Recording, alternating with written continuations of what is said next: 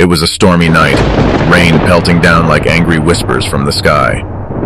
I found myself alone in a desolate parking lot, surrounded by towering concrete walls that seemed to close in with every passing second.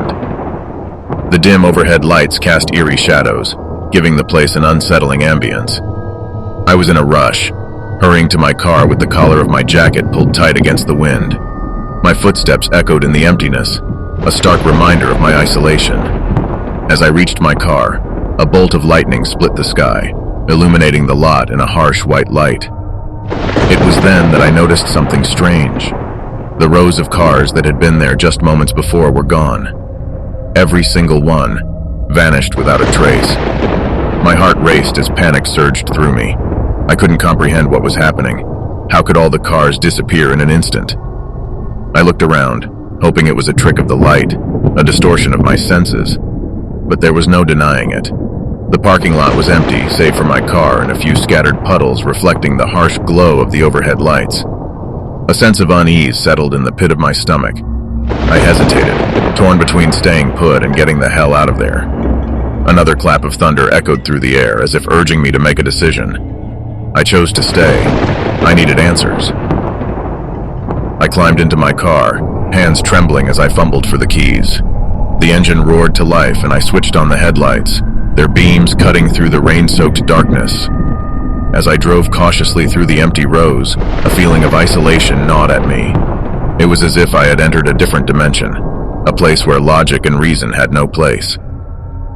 I reached the spot where my car had been parked just minutes ago. It was now an empty space, raindrops splashing into the puddles that had formed on the ground.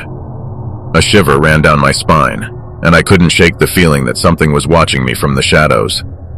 I continued to drive, my eyes scanning the lot for any sign of life. But there was nothing, just the rain, the wind, and the oppressive darkness. Fear clawed at me, a primal instinct telling me that I was not alone. Then, out of the corner of my eye, I saw a movement. I turned my head, heart pounding as I focused on a figure standing at the edge of the lot. It was a silhouette, its features shrouded in darkness. My breath caught in my throat. Was this the cause of the disappearing cars? I pulled up alongside the figure, rain drumming on the roof of my car. My heart raced as I rolled down the window, my voice shaky as I asked, "Hey, do you know what's going on here?" The figure didn't respond, standing there in eerie silence. I leaned closer, squinting through the rain to catch a glimpse of its face. But there was nothing, just an empty void where its features should be. Panic surged within me, and I hit the gas, determined to escape this place of inexplicable terror. As I sped away, my headlights illuminated the rows of empty spaces once more, but something caught my attention in my rearview mirror. The figure was following me, its form a mere shadow in the rain-soaked darkness. I pushed my car to its limits, the engine roaring as I navigated the twists and turns of the parking lot. The figure remained relentless, always a few steps behind, as if it were an entity born of the night itself. I approached the entrance, relief flooding over me. The outside world, with its familiar streets and distant city lights, felt like a sanctuary.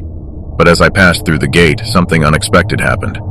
The rain stopped, the stormy night giving way to an eerily calm stillness.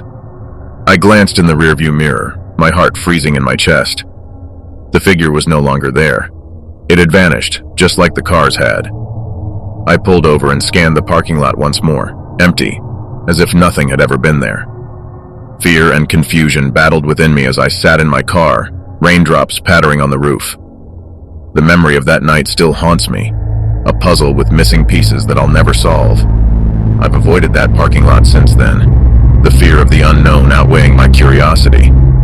As I recount this tale, I can't help but wonder, what was that figure? What force had the power to make cars vanish